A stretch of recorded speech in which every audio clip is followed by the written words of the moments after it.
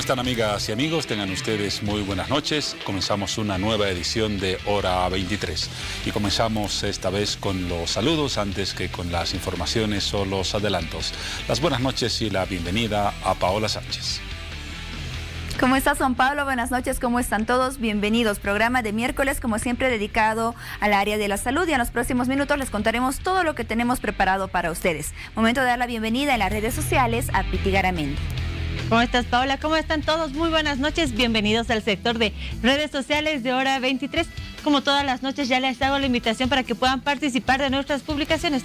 No olvide que su opinión es muy importante para nosotros. Buenas noches, Juan Pablo. ¿Cómo estás, Piti? Todo listo para comenzar, y en este caso para comenzar con la enumeración de temas que trataremos en las próximas horas, en la hora y media de programa que calculamos tener en esta jornada. En principio, el final de la fase de alegatos correspondiente a Chile, y luego comentarios sorprendentes del presidente de ese país, Sebastián Piñera.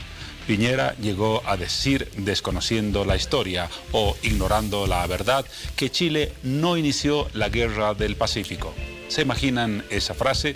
Prácticamente dijo que Chile fue el agredido y no habló para nada de la usurpación de la que fue víctima Bolivia en la Guerra del Pacífico que se inició en 1879. Fin de los alegatos, una triste participación del presidente chileno con ese apunte entre comillas históricos, y la espera que se abre a partir de este instante o de esta jornada hasta que se conozca el fallo a finales de esta gestión o principios del año siguiente. Bueno, también hablamos de temas relacionados con el área de la salud, como lo mencionábamos al inicio del programa. Y muchos padres, cuando nacen sus niños, tienen esa confianza de que ellos puedan nacer sanos. Sin embargo, se pueden presentar algunas complicaciones que son frecuentes en los niños. Y al ser tan delicados, las terapias que se utilizan para restablecer su salud pueden sensibilizar a los padres. Es por ello que esta noche conocemos las principales complicaciones que se presentan en los recién nacidos o en los niños pequeños. Hablamos, por ejemplo, del pie plano, de la displasia de ambas caderas, de la circuncisión, de la ictericia, por supuesto, y otras complicaciones que son sumamente frecuentes, como también el frenillo lingual corto. Algunos de los temas que estaremos tocando esta noche. No será el único tema, el mencionado por Paola, vinculado a la salud, ya que seguramente ustedes han conocido en los últimos días que en la región sudamericana se ha declarado una alerta sanitaria, debido a la presencia de casos de sarampión que prácticamente habían desaparecido en nuestro continente, presencia de esa enfermedad en las ciudades o más bien en los países de Brasil y Perú. En Bolivia se han tomado las medidas de emergencia del caso para evitar que se presente algún caso que podría derivar posiblemente en una epidemia. Tema número 3. Y desde luego nos ocuparemos de uno de los eventos más importantes de esta jornada, la reconstrucción de la batalla de Canchas Blancas en el departamento de Potosí, un capítulo glorioso de la parte boliviana en la Guerra del Pacífico, una de las dos únicas victorias de nuestro ejército en esa confrontación con Chile, que tuvo, ya lo sabemos, un trágico y triste final. Y nuestras publicaciones ya estén listas para su participación. No se olvide que puede ingresar a nuestra página de Facebook, Hora 23. Y estas son las publicaciones. Vamos. La salud de tu niño es lo más importante. Cuidar la salud de tus hijos es todo un reto. Produce momentos de satisfacción, pero también momentos de inquietud y de duda, en los que todos se preguntan ¿qué debo hacer en esos momentos donde los niños se ponen mal? Esa es una de las publicaciones donde ustedes pueden participar. Vamos a leer la siguiente publicación. Chile muestra sus últimos alegatos en La Haya. Chile mostró sus últimos argumentos, donde expone que no tiene ninguna obligación con Bolivia.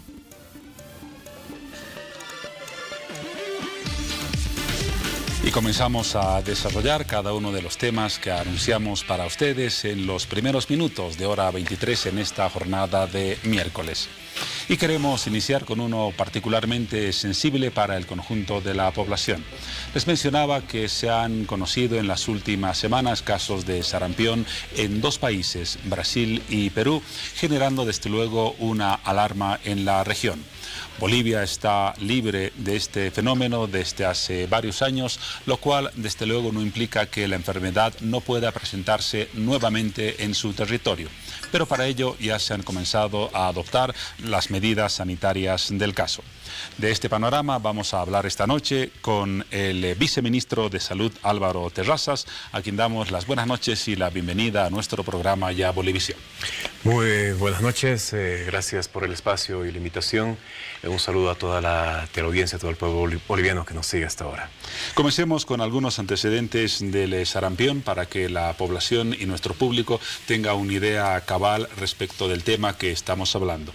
Para comenzar, ¿cuáles son las características principales del sarampión en las personas donde se presenta?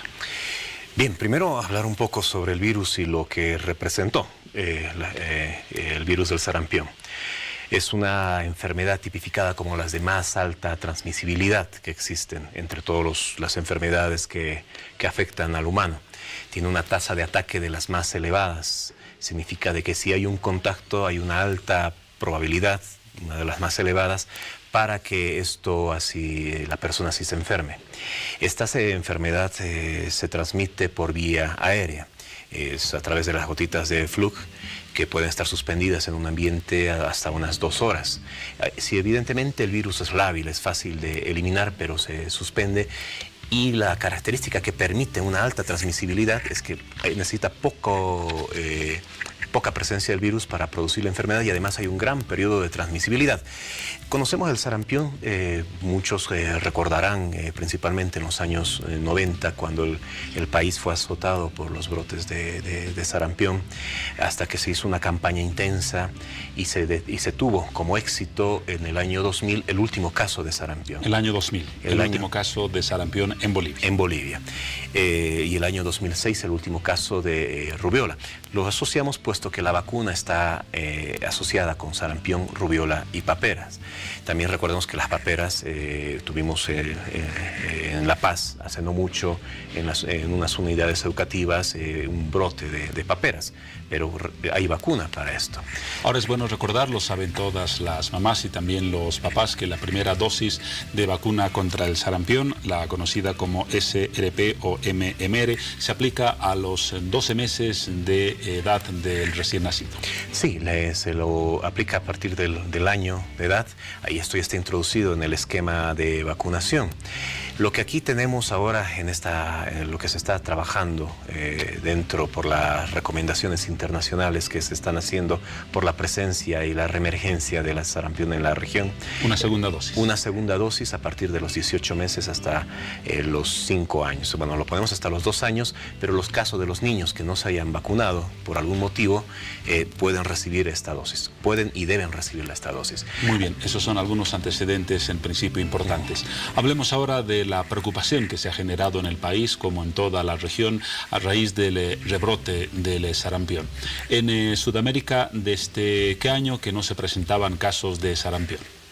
Bueno, en la región estábamos en pos, ya desde el año 2011-10 que estamos en una tarea conjunto en todas las Américas, que en la eliminación de sarampión, rubiola y rubiola congénita.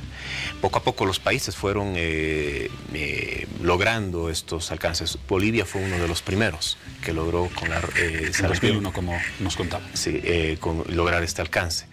Pero hubo elementos que no se han podido controlar por la presencia de lo que se denomina el virus del sarampión salvaje, que estaba presente en Asia Central, en África, y los últimos 5 años estuvo países que uno creería que no puede estar presente, como en Italia, que reportó en la gestión pasada cerca de 5.000 casos, en Rumania, en Kazajistán, en los países en Irlanda, y la Comunidad Europea en general se vio afectada, llegando a acumular, pues, no me equivoco, estamos llegando casi arriba de los 100.000 casos que se han reportado. En los países vecinos, en los de la región, hemos tenido presencia en Antigua Barbuda, en Estados Unidos, en Venezuela, bueno, ya mencioné Argentina, y actualmente en este año, en las últimas semanas, hemos tenido en Perú, en Brasil, que hemos tenido presencia de los casos. Que justamente ha generado la alerta sanitaria en la región. De acuerdo a los últimos informes de la OPS, tal vez usted tiene datos más actualizados, en Brasil existirían 14 casos confirmados, en Perú una cifra similar. ¿Son estas las cifras actuales?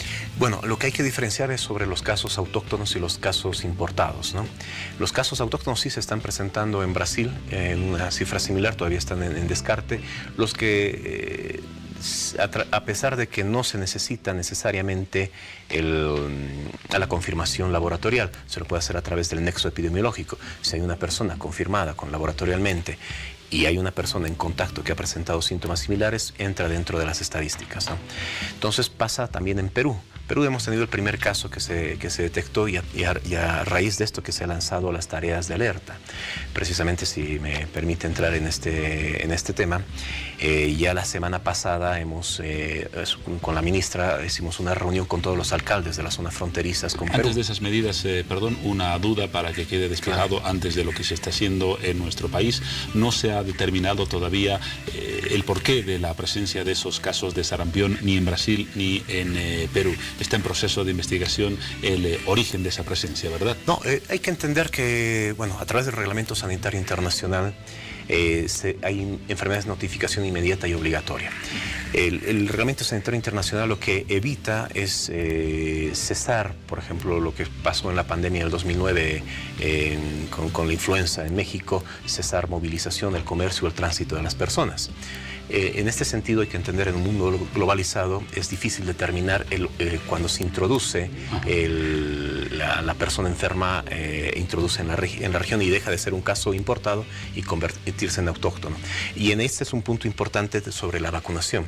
Cuando uno va vacunando, por ejemplo, nosotros en Bolivia tuvimos coberturas de vacunación para el 2015 del 94%, en el 2016 del 92, 91%, y hemos bajado el año pasado a una cobertura de un 81%. Entonces estamos diciendo, con la comparación, por ejemplo, del año pasado, hay de cada 10 niños menores de 5 años, hay 2 que no han sido vacunados.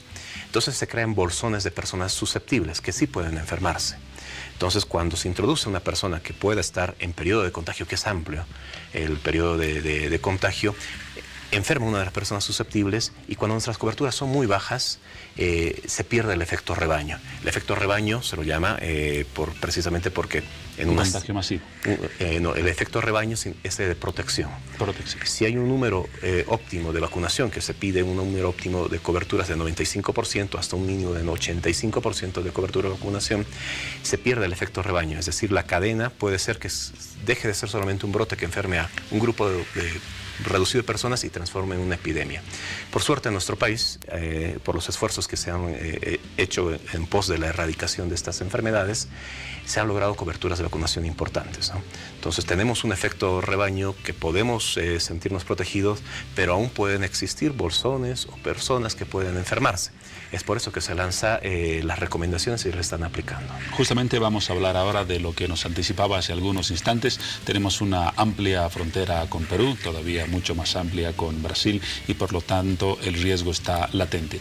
¿Qué medidas se han adoptado, encabezadas o dirigidas por el Ministerio de Salud, para tratar de evitar la presencia del sarampión en Bolivia?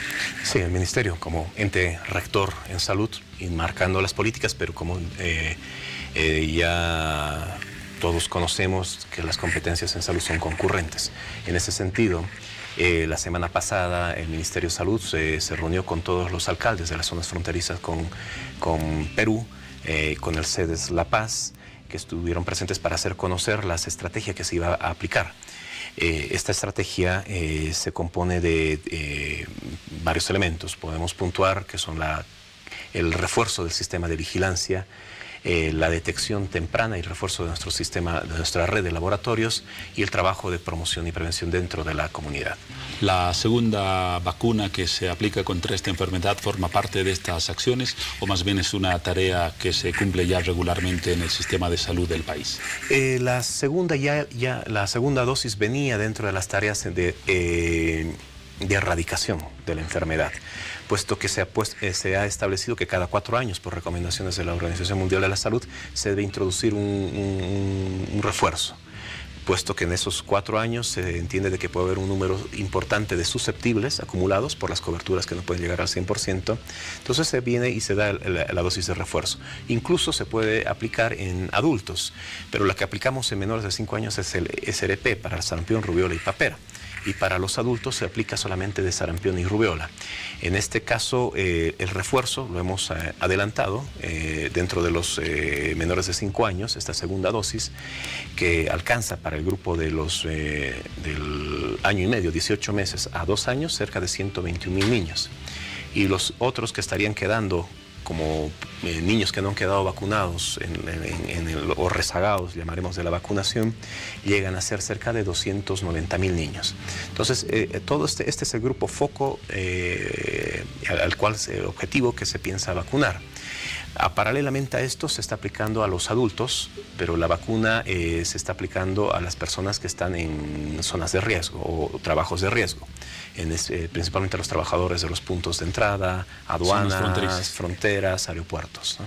El conjunto de acciones que ha emprendido y coordinado el Ministerio, que entiendo tiene 5 ejes, usted ha mencionado los más importantes, ¿están en condiciones de garantizar que no se presenten casos de sarampión en el país, o a lo máximo que pueden llegar es a bajar a niveles razonables la posibilidad del riesgo? El objetivo es evitar la presencia de casos autóctonos. Con la vacunación ese es el objetivo central. En caso de que hubiera un caso importado o apareciera un caso realmente autóctono, es evitar la expansión de la enfermedad y con la contención del brote. Precisamente el día de mañana tenemos actividades en los puntos de entrada aéreos, en los 3 aeropuertos internacionales del eje troncal, en Santa Cruz, Cochabamba y aquí en La Paz, con un simulacro en 2 situaciones, ¿no? Un caso diagnosticado en vía aérea procedente de Italia como caso positivo de sarampión, y otro caso que se va a simular es en la situación del desembarque, que se detecta una persona que pueda presentar los síntomas. Esto es para afinar la reacción del sistema. Esto se trabaja en coordinación con personal tanto de aduanas, de SAPSA, personal de seguridad del aeropuerto, personal de sedes, municipio y el Ministerio de Salud. Entonces todo el equipo, pues, que es integral esto, y la responsabilidad tanto de un trabajador administrativo que tiene que saber cómo reaccionar ante un caso, sin entrar en pánico, sino tener las tareas bien delimitadas para que poder contener y evitar la propagación de la enfermedad. Por lo que nos dice, es muy poco probable, casi una probabilidad nula, de que exista un caso autóctono, pero sí podría presentarse un caso importado que tendría que ser detectado si algún funcionario o una persona que tiene relación o está en una zona fronteriza o punto de ingreso al país detecta síntomas de la enfermedad en alguna persona. Sí, se está alertando y capacitando a los personal de los puntos de entrada, pero también se ha lanzado las recomendaciones para todo el sistema para que tengan la vigilancia presta, personal de salud, los médicos, puesto de que muchas veces aflojamos en la vigilancia. Nos ha pasado con las enfermedades metaxénicas como de Zika, dengue y chikungunya, donde a veces nos acostumbramos, ¿no? Y cuando aparece una nueva enfermedad similar, no la reportamos y la dejamos pasar. Entonces el sarampión, como es una enfermedad que aparece, puede parecer un resfrío o puede similar ya como un diagnóstico diferencial con el Zika, es mejor pecar de error en equivocarme de que digo es sarampión o es una enfermedad que tengo que estar alerta, que dejarlo pasar. Entonces esas recomendaciones se las dan para todo el sistema de salud, todo el personal en todos los establecimientos, no solamente los puntos de entrada. Todo el personal se están emitiendo las recomendaciones para todo el sistema de salud. ¿Hay alguna recomendación en particular o un conjunto de recomendaciones que la población en general deba saber para prevenir la posible presencia del sarampión en Bolivia? Claro, siempre decimos acudir al centro de salud más cercano, ¿no? Medida número 1. Vacunación. Detectar los síntomas. En los niños se tiene una cronología casi establecida, natural y con signos patognomónicos, que son signos que si nos dicen que aparecen, es la enfermedad. Hay que estar alerta, igual como familiar con los niños, con nuestros hijos.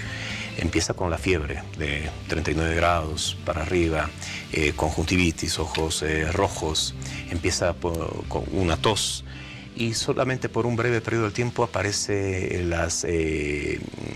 unas manchas rojas en la garganta que son típicas del sarampión, que son las manchas de Klopping, que se llaman, que son, bueno, la describen como si fuera sal arrojada en un fondo rojo. En esta situación ya es casi patognomónico, pero aparece por pocas horas, por menos de un día. Posteriormente aparece el exantema, que es típico, que conocemos del sarampión. Es un exantema maculopapular, pero que días antes ya es contagiosa a la persona. Entonces hay que estar muy alerta a estos elementos para poder asistir a un centro de salud. Y uno lo puede confundir en el área oriental de nuestro país. Estos síntomas podrían ser confundidos si no fuera por la tos, por un dengue, por una chikungunya o por un Zika, ¿no? Un personal capacitado, sin embargo, desde luego está en condiciones de diferenciar un caso de otro. Así es, está en condiciones. El diagnóstico de esto se lo hace por estudios de serología. Se hace la serología correspondiente para IgG, IgM. Los laboratorios de referencia nacional están listos para atender esta situación. Se había lanzado también la alerta a la red de laboratorios a nivel nacional para que puedan responder oportunamente. Por último, si nos ha descrito muy bien las medidas internas para evitar la presencia local de esta enfermedad, nos habló con algo de detalle de las medidas en los puntos fronterizos y en los puntos de ingreso al país. Allí se ha redoblado la vigilancia para evitar o para detectar primero la posible presencia de casos de esa enfermedad y tener el tratamiento adecuado en caso de que se confirme una situación de ese tipo. Sí. En el marco del Reglamento Sanitario Internacional 2005, que es el que lo tenemos vigente, se lo tipifica si fuera en frontera como un evento de importancia internacional, un evento de salud pública de importancia internacional, un SPI. En este caso, la colaboración que se hace en conjunto, lo llamamos con puntos de entrada espejo, que serían, por ejemplo, pongamos en Desaguadero, ambas partes, están listos para preparar la respuesta adecuada. El sistema de salud, el personal administrativo sabe cómo actuar. Estamos reforzando. Estas capacitaciones son, podríamos llamarlas regulares, rutinarias dentro del Reglamento Sanitario Internacional, que nuestros puntos de entrada deben crear esas capacidades. Pero como pasa lo mismo que en el sistema de salud, se tiene que hacer un refuerzo cuando hay estas situaciones para poder refrescar, digamos, el conocimiento, actualizar el conocimiento sobre las acciones que deben tomar y también, como dijimos, no solamente es la teoría y por eso viene la práctica con un simulacro que se hará en los aeropuertos mañana, ¿no? Muy bien, viceministro. ¿Algún dato que hayamos omitido y que sea importante destacar para la población? La vacunación es gratuita, ¿no? La vacunación es gratuita en todos los establecimientos de salud del país. Sean públicos o privados, de cualquier naturaleza. Los privados, hablemos de la seguridad social, obviamente son gratuitos. En los privados, hay un tenor donde no hay la vacunación, en los privados se han retirado las vacunas del Estado. El otro elemento que tenemos que recordar para todas las personas, puntuarlo, ¿no? Vacunación gratuita, niños de 12 años para adelante, y si se hayan vacunado o no... 12 meses, perdón. Y se hayan vacunado o no, 18 meses hasta los 5 años reciben la segunda dosis, el refuerzo. El refuerzo. Sí. Muy bien. Álvaro Terrazas, viceministro de Salud, estuvo y está todavía presente en Hora 23. Agradecemos su contribución con esas orientaciones importantes para una tarea de prevención de la cual somos responsables absolutamente todos. Éxito entonces en las tareas de control que se han emprendido y que se van a desarrollar en las próximas semanas y hasta una nueva oportunidad. No, muchas gracias y cuando gusten estamos en Hora 23 para hablar de temas de salud y lo que sea pertinente. Seguro que así será. Son las 23 horas con 22 minutos. Nos vamos a un corte y luego proseguimos.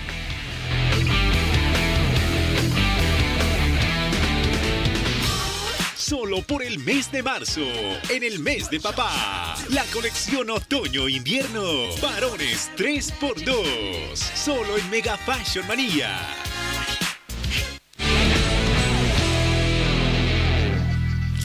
Volvemos y uno de los temas del día en el campo deportivo ha sido la intensa actividad en el tuit de Claure, el presidente de Bolívar, o más precisamente de Baiza, que se ha referido a la polémica de esta semana en su equipo. Una polémica que tiene que ver con quién es el que financia el funcionamiento del Bolívar y quién es el que corre con todos los gastos. Marcelo Claure ha hecho alarde de que él es el que pone la plata y es el que manda en Bolívar.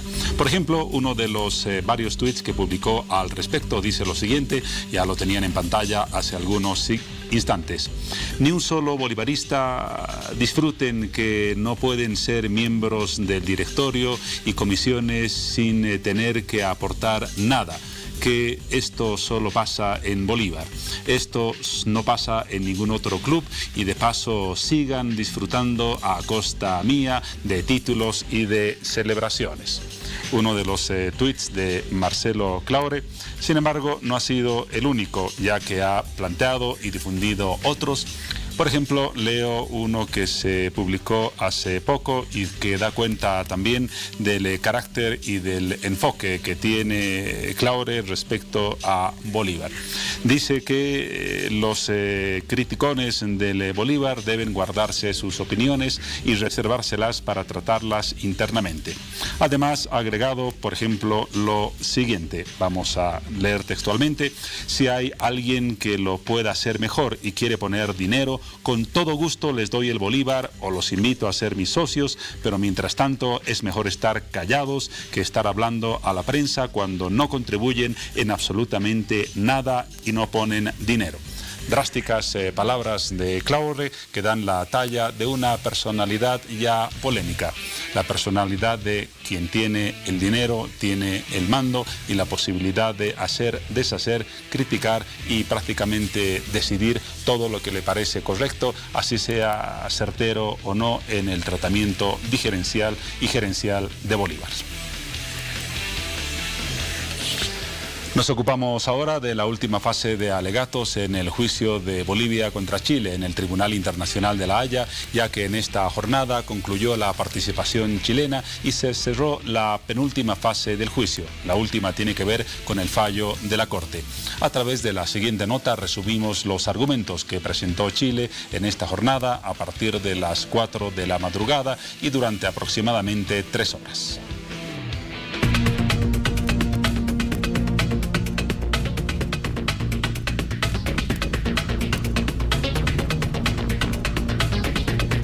Miércoles 28 de marzo.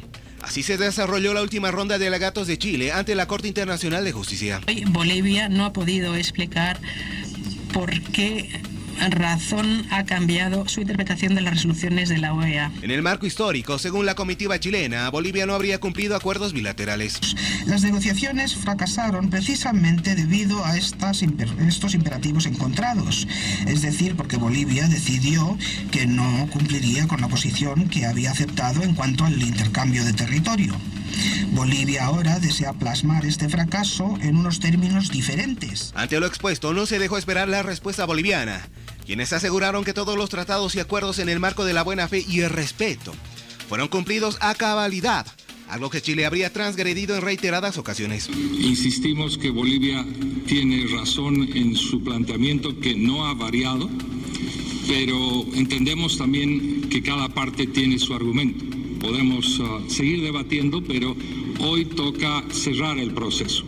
Uno de los argumentos de Chile desde que comenzó el juicio internacional es de que Bolivia no sería el único país mediterráneo, cosa que no afectaría, según ellos, al desarrollo de un país. Tesis que fue refutada una vez más por Ramiro Botrons. La carencia de una salida propia al mar es y produce subdesarrollo.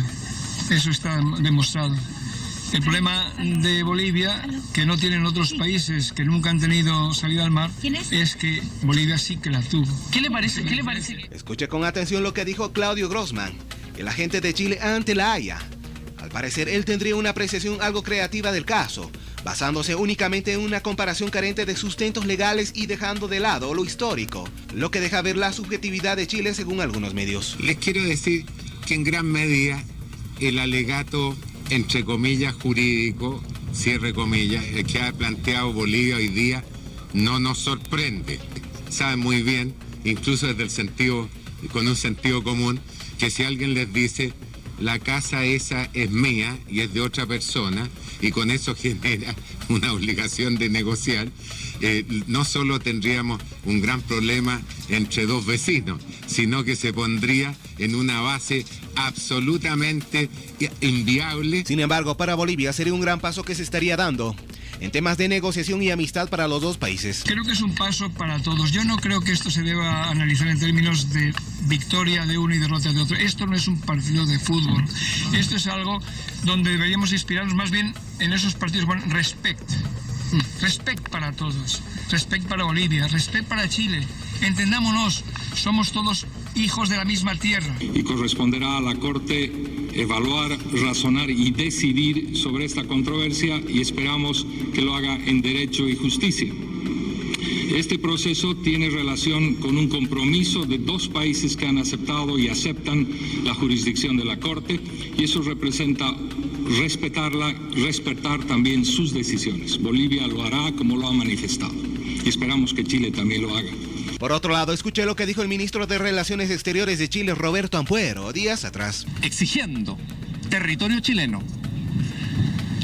Ahí tenemos un cambio muy drástico en su posición, que no debe sorprendernos, porque Bolivia ha venido cambiando permanentemente sus argumentos. Ahora tome atención a lo que dijo este miércoles. Al parecer para él, el diálogo estaría muy lejos y no existiría la predisposición de tener una buena relación. La parte boliviana representó una situación que a juicio de este canciller es muy distante de lo que es la realidad que prima entre los dos países. Se presentó una situación extrema, de extrema tensión, se hizo referencias a un ambiente, a un clima que no existe en la región del norte de Chile. Pero para Bolivia algo está claro, que serían las ganas de proporcionar soluciones amistosas entre ambos países y que la unidad siempre estará en nuestro país. Cordura, sensatez, madurez, diríamos, de un principio cívico patriótico que nos ha permitido en los hechos mostrar a la comunidad internacional lo que sentimos por esta necesidad de tener una vinculación al Océano Pacífico. La demanda marítima fue y seguirá siendo la causa de Estado más importante que tenemos. Creo que la forma en la que la ha esculpido el presidente Morales ha dado lugar a que no haya un solo boliviano, una sola boliviana que esté en contra de esta reivindicación. Lo que queremos hacer es que estamos con el compromiso, y así lo ha expresado el presidente, de tender un nuevo tiempo, una nueva relación con Chile, con nuestro vecino, y tomamos en serio también lo que se ha dicho en esta presentación.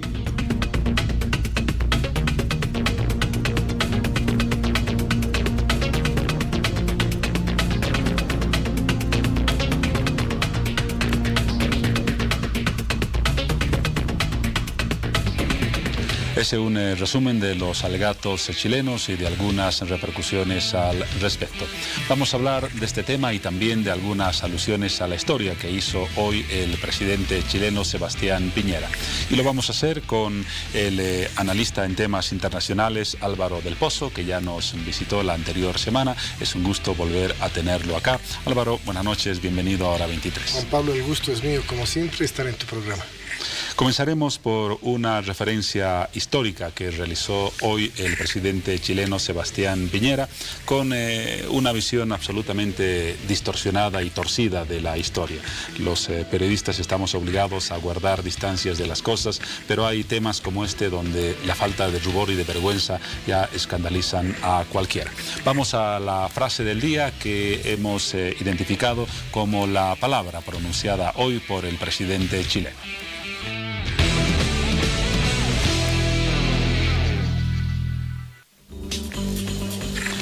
Estas fueron las frases del presidente chileno en esta jornada. Número 1, Chile ganó la guerra del Pacífico en buena lid, gracias al sacrificio, coraje y heroísmo de sus soldados y su pueblo. Frase número 2, esa guerra no fue provocada por Chile, como pretende hacer creer Bolivia, sino por la violación por parte del gobierno boliviano del Tratado de Límites del año 1874. Y frase número 3, esa gesta heroica nos llena de orgullo y no permitiremos que Bolivia intente distorsionar la historia.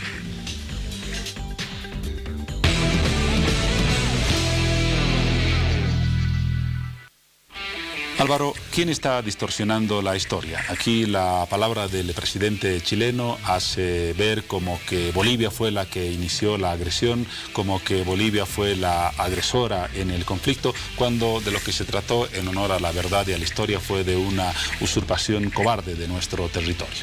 Así es, lamentablemente el presidente Piñera quiere borrar la historia con unas simples declaraciones que hasta vergüenza ajena me dan, porque resaltan un hecho realmente de la historia donde ha cobrado vidas de ambos pueblos, que hoy en día el derecho internacional ya no permite ni siquiera mencionarlo. Hoy en día queda fuera de lugar hacer mención a un hecho bélico, donde han caído personas, familias han sido destrozadas porque han fallecido defendiendo cada uno la patria que le correspondía. Por eso el derecho internacional ha evolucionado, por eso la guerra ya no es permitida para adquirir territorio. Por lo tanto, y esto lo tengo que enlazar con las declaraciones que hacía el canciller chileno 2 días atrás, cuando decía Bolivia es la que está siendo enclaustrada. Aquí hay un enclaustramiento de pensamiento. Parecería que el presidente Piñera ha quedado enclaustrado en ese pensamiento con el Tratado de 1904 y más aún con una guerra injusta que violó los principios básicos de buena vecindad, cuando soberanamente Bolivia quiso cobrar un impuesto, como todos lo sabemos, y fue ese motivo, impulsado por las grandes empresas británicas, las que dieron el golpe final, porque esa guerra ya estaba preparada también. Y también resulta fuera de tono, usted lo ha explicado muy bien, por las características del derecho en el presente, lanzar epítetos de victoria, de heroísmo, cuando se ha sido vencedor y cuando se sabe que el derrotado es sensible a ese tipo de discursos. Creo que ni Estados Unidos hace alabanza de la victoria sobre la Alemania nazista, justamente por ese tino y por esa sensibilidad que es lógica en el vencedor y en el vencido. Exactamente, y yo me reafirmo, ese enclaustramiento es tan peligroso. Hoy estamos viendo en la televisión el posible encuentro entre el presidente de Estados Unidos y el presidente de Norcorea. Imagínense, hace unos meses estábamos a punto de una guerra, pero 2 líderes, cada uno con sus características, son capaces de sentarse en una mesa. Las autoridades chilenas no pueden ver que el derecho internacional, la comunidad internacional, los principios que cimientan este mundo están en base a la negociación de buena fe, encontrar soluciones a las controversias. Si bien el derecho internacional no ha logrado tener un órgano jurisdiccional obligatorio, que es una tarea pendiente, si bien las sociedades civiles, políticas en cada estado hemos logrado resolver nuestras diferencias ante un juzgado, ante un juez, lo mismo pretendía el derecho internacional en su momento, que toda controversia sea resuelta en un órgano jurisdiccional. No se logró y hemos creado mecanismos para resolver de manera pacífica nuestras controversias, jurisdiccionales y no jurisdiccionales. Por lo tanto, Chile debería de alguna manera repensar su misión en la región. Chile puede aportar mucho a la región, es un país, un motor económico en la región, ha tenido grandes progresos sociales ese país, por lo tanto debe asumir ese rol que de alguna manera le da una ventaja comparativa económica frente a vecinos como Bolivia, que justamente a raíz de esa guerra injusta hemos sido retrasados de alguna manera en el crecimiento y nuestras potencialidades como país. Enseguida le vamos a pedir a Álvaro un criterio sobre las valoraciones ya jurídicas y ajustadas supuestamente al derecho de Chile en su última participación en La Haya. Pero antes, este discurso patriotero, este discurso agresivo por parte de Chile podría interpretarse como que denota cierto nerviosismo por el curso del fallo o cierta apariencia de valentonía ante la comunidad internacional y la propia Corte? Sí, yo lo inscribo también en una falta de respeto a este Tribunal Internacional de Justicia. Estamos de alguna manera ensalzando glorias del pasado a partir de guerras injustas y estamos al frente o estamos viviendo, el presidente chileno no está, pero sus representantes máximos están en el templo de la paz. es decir, un tribunal que fue creado para garantizar la paz. Y él está recordando guerras valerosas, entre comillas, hechas por sus soldados y el pueblo chileno. Un discurso fuera de lugar, fuera de foco, que no correspondía a la situación que estamos viviendo. Dos países que voluntariamente no lograron sentarse en una mesa de negociación por la tenaz negativa de Chile. Tuvo que Bolivia acudir a un tribunal internacional para sentarlos a negociar. Por lo tanto, creo que todas estas declaraciones de los últimos días de los representantes chilenos se ajustan a una realidad que está enclaustrada justamente en 1900. Y a una visión absolutamente falsa de la historia. Era importante hacer este tipo de puntualizaciones. Vamos ahora, Álvaro, al análisis de las argumentaciones finales de Chile en La Haya. Seguramente ha seguido las sesiones y allí Chile ha ratificado entre varias conclusiones una, que pese a reconocer que tuvo contactos ya sea directos o a través de propuestas documentales con Bolivia, jamás llegó a establecer un compromiso de negociar una salida soberana al Océano Pacífico. ¿Es una nueva mentira, un artilugio legal? Ya en la parte jurídica ahí debemos ser un poco más cautelosos. ¿En qué sentido? Como lo hemos comentado en la anterior entrevista, para calificar un compromiso como un acto unilateral, es decir, que sea exigible en el derecho internacional, se deben cumplir varios requisitos. Chile, su línea de argumentación está dirigida a demostrar que estos fueron ofrecimientos, buenas intenciones, son tan buenos vecinos que ellos siempre estuvieron en la posibilidad de ofrecer ciertas soluciones, pero siempre enmarcadas en un espacio de negociación. Una característica de un acto unilateral puro y duro, para ponerle esos términos, es que no debería depender de otro acto jurídico, es decir, de otro proceso de negociación, por una parte. No debería afectar a terceros, por otra parte. Hoy han sacado al Perú también los chilenos. Por lo tanto, están tratando en esa línea jurídica de demostrarle a la Corte que no se ajustan estrictamente a un compromiso unilateral por parte de Chile. Nosotros obviamente tenemos una tesis contraria, antagónica, por eso hay una controversia. Hay el choque de dos tesis jurídicas o dos ideas diferentes de hecho o de derecho. Por eso estamos en un tribunal y cada uno tendrá y ha tenido la oportunidad de mostrar sus mejores herramientas jurídicas para defender su posición. Por lo tanto, en la vía jurídica, creo que Chile ha utilizado los recursos que tiene, que le da el derecho y que tenía que hacerlo, es legítimo de su parte, y nosotros lo hemos hecho también con muy buena nota, lo propio.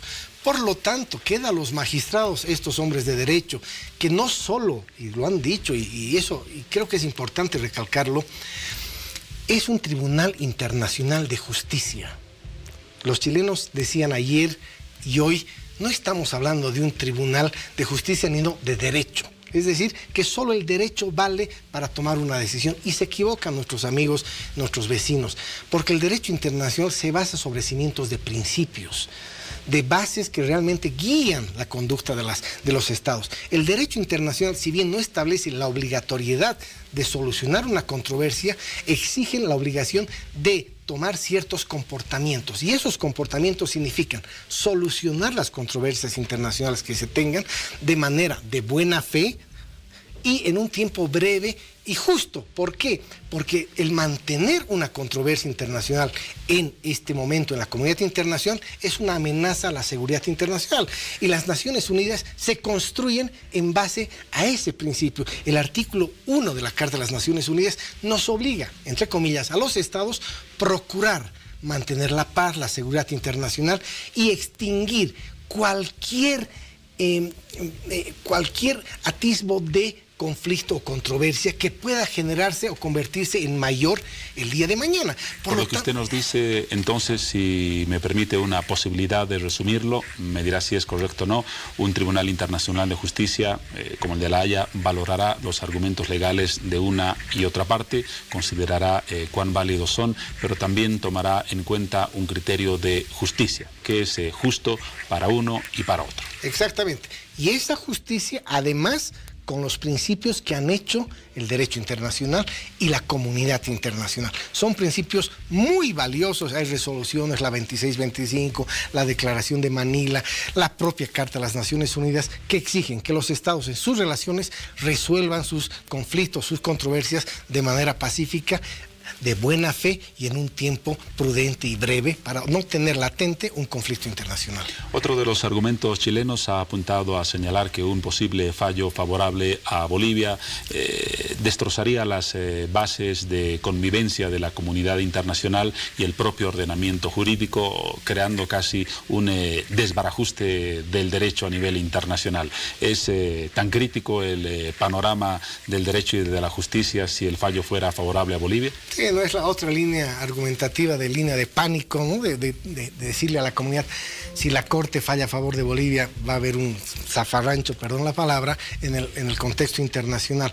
Pero obviamente siempre con la mirada del Tratado de 1904, es decir, tenemos un tratado de 1904 y de manera indirecta el fallo favorable a Bolivia de la Haya trastocaría las fronteras actuales que nos da el Tratado de 1904. Nada más allá, más lejano de la verdad. El fallo de la Corte ya en su primera instancia dijo que nuestra demanda trasciende el Tratado de 1904. Por lo tanto, es una aseveración absolutamente que solo entra en el juego de las emotividades que seguramente alcanzan a las partes en estos momentos sensibles. Obviamente no es seguramente agradable para las autoridades chilenas estar sentado hoy en el Tribunal de Haya y posiblemente mañana obligados a negociar. Para Chile el statu quo hubiera sido la mejor opción, la situación de confort de la que nunca querían salir. Por lo tanto, estas declaraciones hay que verlas en ese contexto. Ya decían también hoy día que poblaciones chilenas serían movidas, serían desarraigadas, un discurso absolutamente fuera de lugar. Por lo tanto, hay que tomarlas dándoles la buena fe de estas declaraciones, son producto de un nerviosismo, de un momento sensible para ambos estados, pero por lo menos creo que en el futuro mediano y a largo plazo esto bajará sus ánimos y encontraremos una mesa de negociación más allá incluso del fallo de la Haya. Comentemos ahora un par de tweets de los muchos que se han generado en esta jornada. Vamos a presentar uno que tiene que ver con el punto de vista de un expresidente de la República.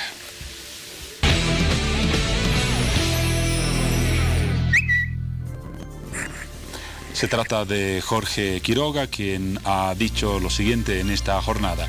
Aritmética arrogante de Chile sostiene que varias veces cero es cero. La historia, el derecho y la justicia van a determinar que varias negociaciones bilaterales más 11 resoluciones de la Organización de Estados Americanos son igual a una obligación de negociar acceso soberano para Bolivia. Y el segundo tuit corresponde a la periodista Mary Vaca, que ha comentado lo siguiente. Que levante la mano el tuitero presidencial que escribió lo de Antofagasta y que le dio un argumento a Chile ante la Corte Internacional de Justicia. Es hora de que dejen de jugar con la cuenta del presidente.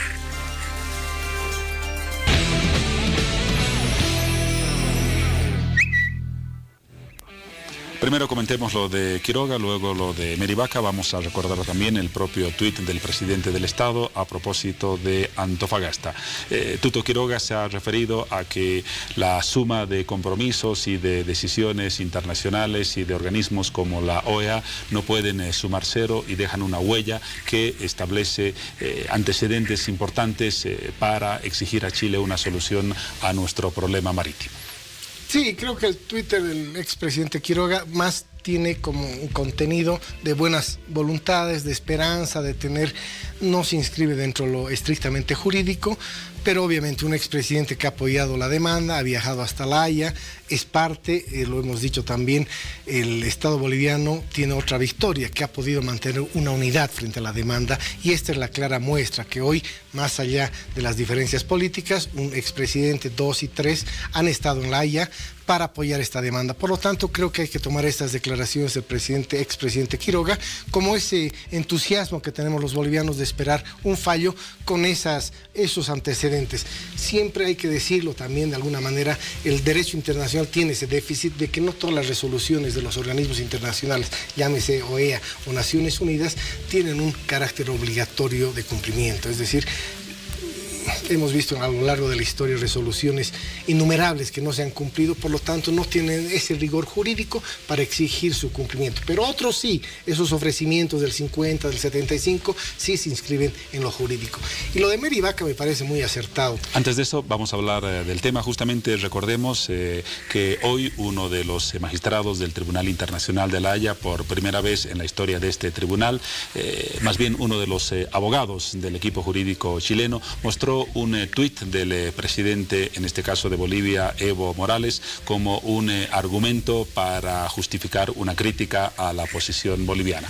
El tuit al que se hacía alusión es el siguiente, lo publicó hace poco el presidente Morales, decía: la Corte Internacional de Justicia, en el fallo sobre controversia Perú y Chile, determinó el 27 de enero del 2014 que al momento de su independencia Perú y Chile no eran estados vecinos porque entre los dos países se encontraba Charcas, y desde 1825 es Bolivia. Antofagasta, esta es la frase o la oración polémica, Antofagasta fue, es y será territorio boliviano.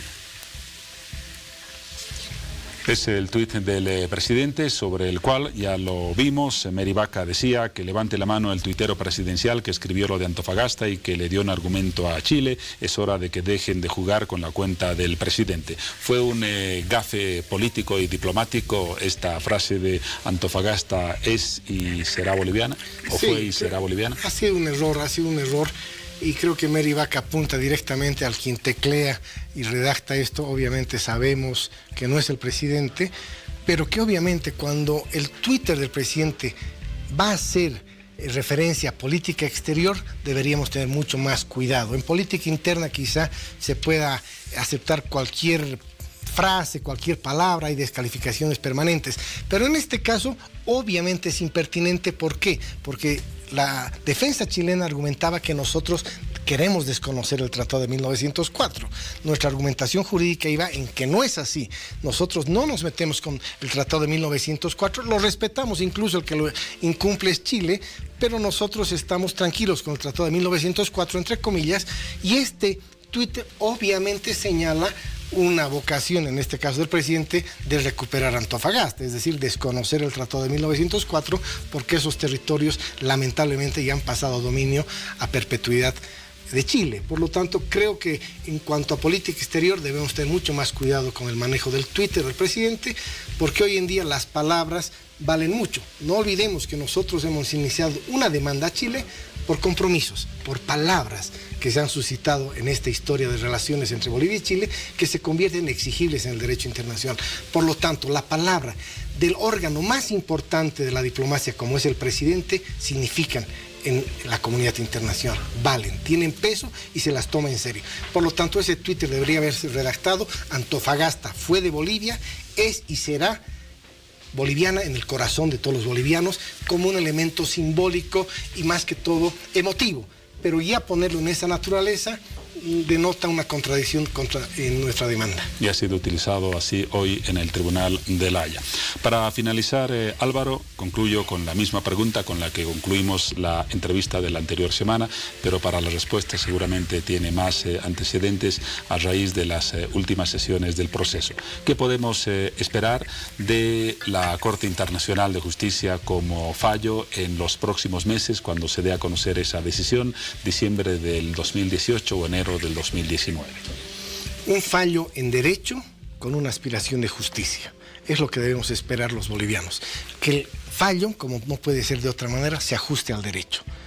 Pero que ese fallo también tenga una aspiración de justicia, como es misión del tribunal y de la comunidad internacional a partir de todos estos procesos importantes después de la Segunda Guerra Mundial, que obligan o por lo menos conducen a los estados de terminar con las controversias, con los conflictos que puedan generar mayores distanciamientos entre países. Por lo tanto, aspiremos a que el fallo sea en derecho, pero sobre todo con una aspiración de justicia. Y creo que ahí tenemos las de ganar con esa reflexión, es decir, derecho y justicia.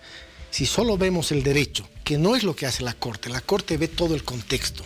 Los principios son una guía para la Corte como para los países. Por lo tanto, creo que nuestra mayor esperanza es en ese derecho que hemos presentado de manera impecable, hemos argumentado, la aspiración de una solución justa a un tema que separa dos países a lo largo de estos últimos 100 años y que lamentablemente tenemos a mediano plazo todavía una agenda judicializada con lo que se viene el Silala. Por lo tanto, creo que es obligación de ambos estados y quizá también del Perú y de la comunidad regional empujar a Bolivia y a Chile para que de una vez nos sentemos en una mesa de negociación.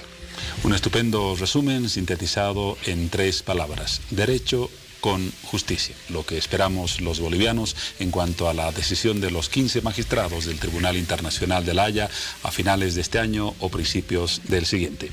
Álvaro del Pozo, analista en temas internacionales, una vez más gracias por haber aceptado nuestra invitación y será hasta, espero, muy pronto. Un gusto estar contigo, Juan Pablo, y a tu disposición como siempre. Seguimos hablando del tema marítimo, pero a través de ese sector que nos ha acompañado durante todo el mes de marzo, Evocaciones Marítimas. La Guerra del Pacífico, el conflicto que marcó la historia de Bolivia, donde el mar nos fue arrebatado, perdura en el tiempo. Evocaciones Marítimas Bolivianas. Fin de la Guerra del Pacífico. En esta etapa del conflicto bélico, Bolivia se negó a firmar un tratado de paz con Chile, por lo que solo suscribió un pacto de tregua. En este se estableció que Chile mantendría la ocupación del territorio entre el río Loa y el paralelo 23, la región de Antofagasta. Esta entrega fue definitiva con el tratado que se firmó el 20 de octubre de 1904. Este pacto también establecía la construcción del ferrocarril Arica-La Paz, financiada por el gobierno chileno, decidiendo el traspaso de dicha sección boliviana a dicho país en 15 años. El gobierno chileno pagó a Bolivia 300.000 libras esterlinas y le concedió amplio y libre derecho a tránsito comercial por el territorio chileno y los puertos del Pacífico, donde se podían establecer agencias aduaneras. Perú, por su parte, le cedió a Chile de manera definitiva e incondicional el territorio de la provincia de Tarapacá y los territorios de las provincias de Arica y Tacna. Su soberanía sería definida por un plebiscito que sería efectuada en 10 años. Dicha votación no se llevó a cabo. El 3 de junio de 1929, un nuevo tratado entre ambos países estableció que Perú se quedaría con Tacna y Chile con Arica, hecho donde la frontera quedó establecida. La Guerra del Pacífico, el conflicto que marcó la historia de Bolivia, donde el mar nos fue arrebatado, perdura en el tiempo. Evocaciones Marítimas Bolivianas.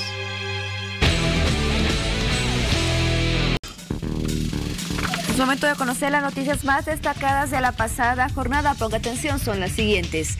En medio de gritos y agresiones, la Comisión de Gobierno y Fuerzas Armadas de la Cámara de Diputados aprobó este miércoles el proyecto de ley para el fortalecimiento de lucha contra el contrabando, que autoriza a los militares a hacer uso de sus armas de fuego para estas labores. La iniciativa pasó este miércoles a tratamiento del Pleno.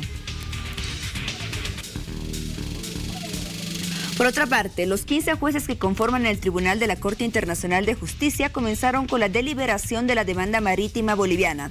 La práctica judicial interna de la Corte establece al menos 7 pasos antes que se dicte la sentencia.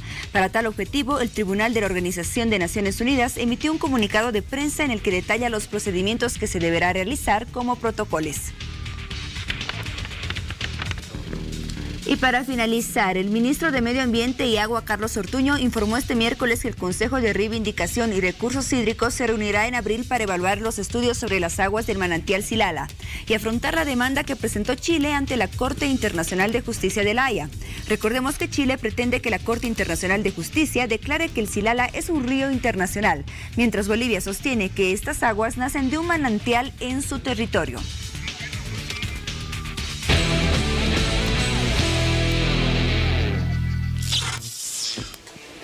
Así hemos destacado algunas de las informaciones más importantes de ayer miércoles.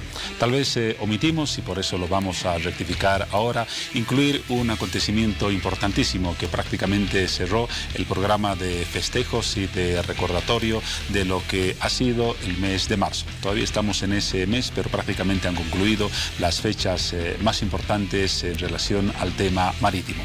Me refiero específicamente a la reconstrucción de la batalla de Canchas Blancas en el departamento de Potosí, una reconstrucción que estuvo a cargo del ejército boliviano. Fue transmitida hoy por el canal estatal. Justamente estamos viendo en pantalla algunas imágenes de lo que fue esa reconstrucción, que desde luego fue emotiva por muchas razones, por recordar la presencia, el heroísmo y el valor de los soldados bolivianos en la Guerra del Pacífico, por haber saboreado en esa oportunidad la victoria frente al ejército chileno y por muchas otras razones que ustedes pueden deducir, mucho más en un ambiente particular.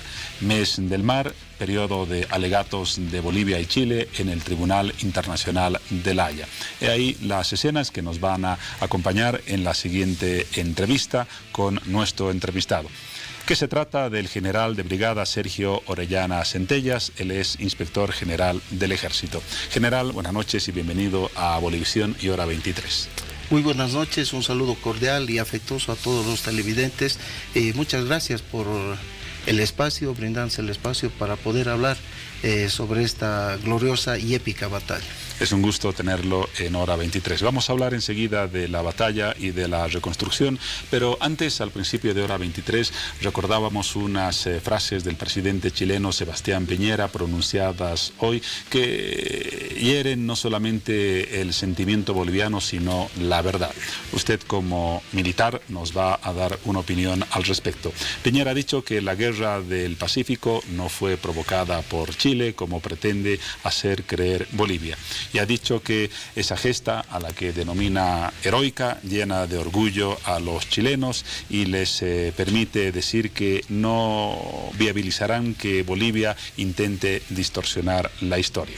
¿Qué opina de este punto de vista, desde luego muy distante de la verdad sobre lo que fue la Guerra del Pacífico? Me parece fácilmente y sencillamente rebatible. Para puntualizar, no fue una guerra, fue una invasión. Y cuando se produce una invasión no podemos hablar de justicia, ni siquiera de honor. Esta es una invasión y me parece totalmente desatinadas esa frase.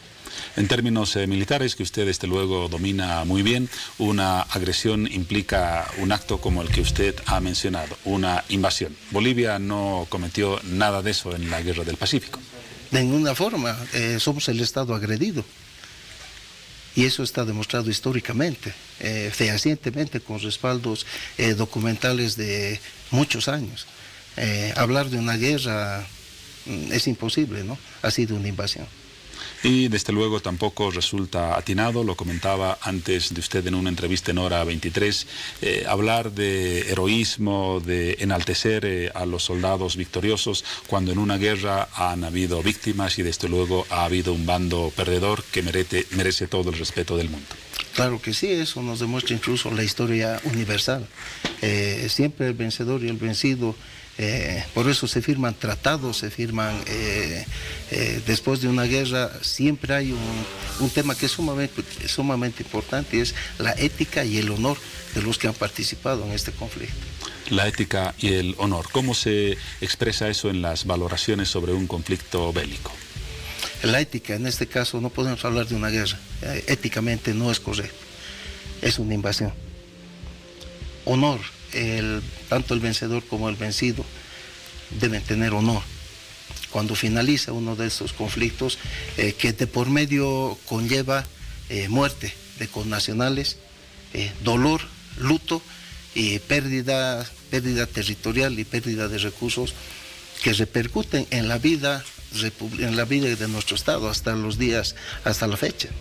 Por ejemplo, y con esto cerramos este tema, en el caso de la guerra que tuvimos con Paraguay, no se ha escuchado en los últimos años nunca un discurso patriotero por parte de Paraguay que enaltezca la victoria que obtuvo en esa guerra, porque desde luego quizás se ajusta su discurso a lo que usted mencionaba, la ética y el respeto por el enemigo en ese entonces. Claro que sí, tenemos que recordar que en la guerra del Chaco ha habido prolegómenos que datan de 1928, la guerra se produce en junio de 1932, y todos esos prolegómenos nos conducen por una falta de delimitación en el límite fronterizo, pertenencia de la laguna Chuquisaca, por ejemplo, que el Paraguay la denominaba laguna Pitiantuta, pero hablar específicamente de la guerra del Chaco en términos de vencedores y vencidos es también relativo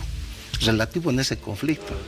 Porque si nosotros después de la defensa de Villamontes hubiéramos iniciado la contraofensiva y no se firmaba, se hacía un cese a las hostilidades, con seguridad que hubiéramos llegado hasta el Paraguay y hubiera sido una victoria militar. Muy probable. Muchas gracias, general, por estas valoraciones. Siempre es muy importante conocer el punto de vista de un militar que desde luego tiene una perspectiva ajustada a los principios que usted ha mencionado. Ahora sí, hablemos del acontecimiento de ayer, la reconstrucción de la batalla de Canchas Blancas. Quizás alguien no conoce las características de ese episodio de la Guerra del Pacífico, aunque se ha difundido bastante este tema. ¿Cuáles fueron las características de la batalla y cuál fue el resultado final? Bueno, inicialmente esta batalla épica y gloriosa para el ejército de Bolivia, por la historia fue ocultada completamente, no conocíamos de esto. Gracias a la investigación que realizó el ex ministro de Defensa, el abogado Luis Reimi Ferreira Justiniano, se consigue el diario de campaña del coronel Apodaca, que era jefe de Estado Mayor del general Hilarión Daza, Narciso Campero, que era el comandante de la Quinta División. La batalla de Canchas Blancas se desarrolla el 12 de noviembre de 1879. Nosotros teníamos noticias de que estaba avanzando el ejército chileno. La Quinta División se encontraba estacionada en Cotagaita ya muchos meses atrás. La misión que tenía la Quinta División era recuperar Calama. Esa era la misión que tenía esa división. En ese entonces, parte de esta Quinta División estaban los regimientos, los batallones en ese entonces, Ayacucho, Tarija, Chorolque, el Escuadrón Méndez, que al mando del coronel Lino Morales, que es tarijeño de San Lorenzo, nacido en San Lorenzo, por las informaciones que tenía. Todo este tiempo que tuvo la Quinta División en Cotagaita, lo que hicieron fue entrenar al personal de soldados, porque había muchos voluntarios, no solamente soldados que habían pasado ya la instrucción, habían voluntarios y habían indígenas, habían campesinos, a los cuales que se les pasa la instrucción. Pasan la instrucción y ellos se convierten en nuestros chasquis, en los mensajeros, ¿no? Que chasqui es una... data de la época prehispánica, ¿no? Ese personaje que en la época y por las condiciones que teníamos de comunicación era lo más fluido y lo único que teníamos. ¿Hay algún dato sobre el balance de víctimas en ambos bandos? Claro que sí. El efectivo del ejército de Chile era aproximadamente 1.500. Nosotros, esa fracción de la Quinta División eran 500 hombres. Cuando finaliza la batalla de Canchas Blancas, hay 330 chilenos fallecidos, soldados fallecidos, 400 heridos, 480 caballos que son retenidos por nuestras fuerzas y 550 entre mulas y burros que llevaban todo el parque logístico, todo el apoyo logístico del ejército de Chile. Nos triplicaban en número por los datos que menciona. Exactamente, nosotros éramos 500 y ellos 1.500. ¿Las bajas en nuestras filas? Las bajas en nuestras filas evidentemente existentes, pero son mínimas, no alcanzaban las 100.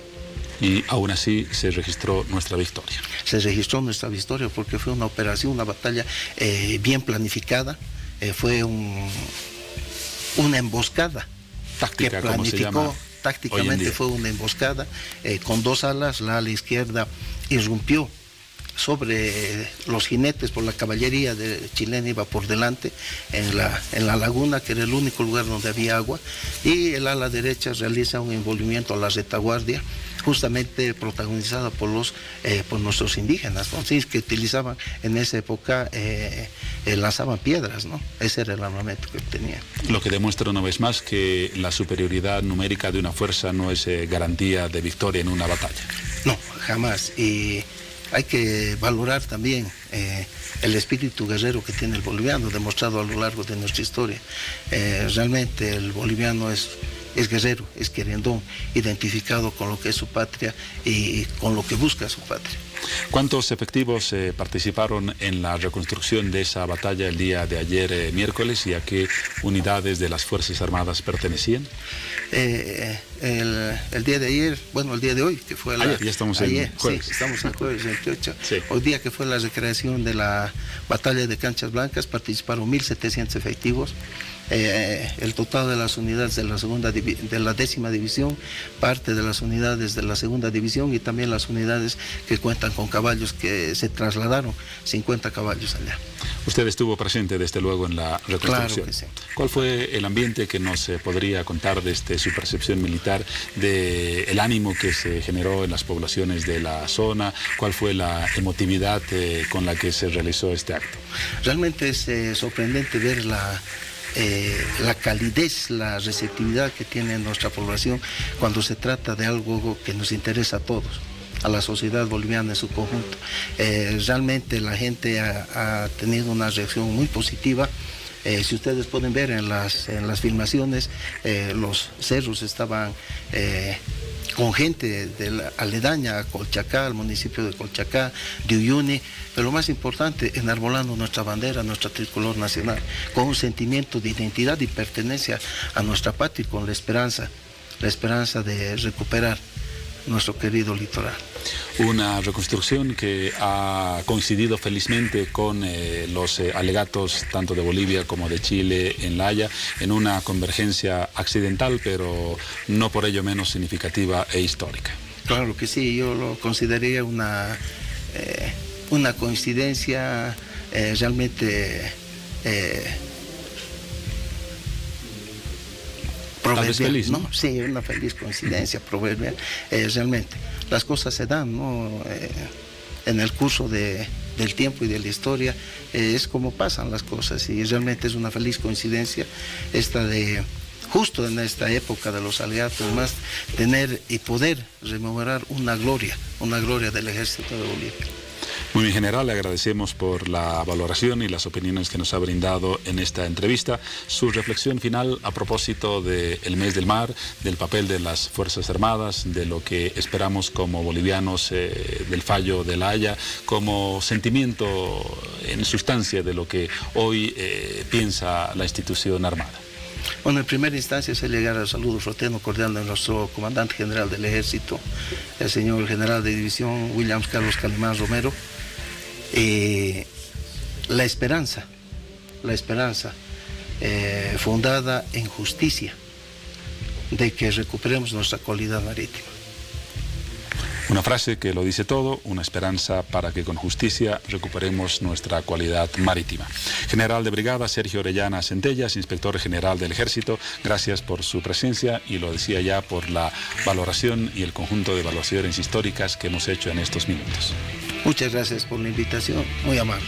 Hasta una próxima oportunidad.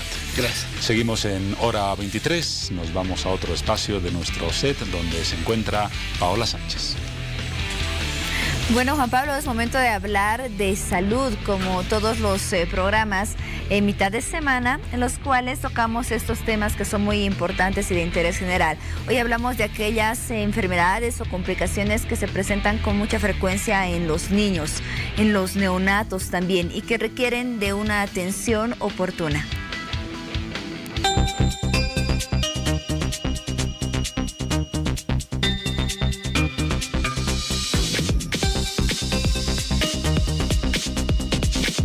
varios los problemas fisiológicos que se pueden presentar en niños o en recién nacidos. Una de las grandes preocupaciones de los padres en el momento en que sus hijos empiezan a caminar son sus pies. Unos porque tienden a llevar el pie un poco para adentro, otros porque lo llevan para afuera y la mayoría porque ven que su hijo tiene los pies planos. A lo que refiere el frenillo lingual, es un gran problema para los padres. Para empezar, no debemos olvidar que la lactancia materna es una cosa de dos, y en muchas ocasiones los bebés con frenillo lingual corto no manifiestan ninguna dificultad para succionar y deglutir la leche, ya que la ductilidad y la plasticidad del pecho de la madre les permiten realizar un agarre válido, consiguiendo así una transferencia de leche óptima. En realidad, no todos los bebés tienen frenillo, ni todos los que lo tienen deben padecer dificultades. Si un bebé tiene un frenillo lingual corto y ello no afecta a la lactancia, la madre no debería alarmarse más de la cuenta. Otro de los problemas más comunes que se ven en niños pequeños es la displasia de cadera. Esta anomalía se debe identificar y resolver después del nacimiento, cuando el niño empieza a dar sus primeros pasos. Si el peso del cuerpo no está sostenido por una correcta articulación, se pueden producir serios inconvenientes, por ejemplo, lesiones en los huesos o asimetría en las extremidades inferiores, y en la edad adulta, artrosis precoz en la cadera. Es una de las malformaciones de los miembros inferiores más frecuentes en los recién nacidos. Se da en aproximadamente 3 de cada 1000 niños. Es más común en niñas y, dato curioso, más es en la cadera izquierda que en la derecha.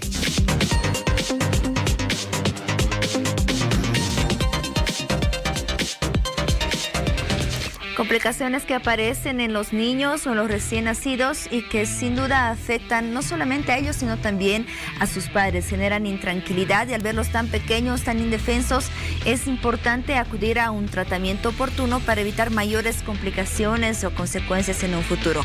Para orientarles respecto a este tema a todos los padres que tienen aquellos niños pequeños en casa, esta noche contamos con la visita de un profesional, del doctor Rodolfo Jiménez, médico pediatra. Doctor, bienvenido a la 23, lo hemos tenido en otras ocasiones, es un gusto de que nos visite nuevamente. Gracias, un gusto estar con ustedes y bueno, poder de repente orientar un poco a las mamás, a la familia, sobre qué hacer, cuándo hacer y cómo hacer.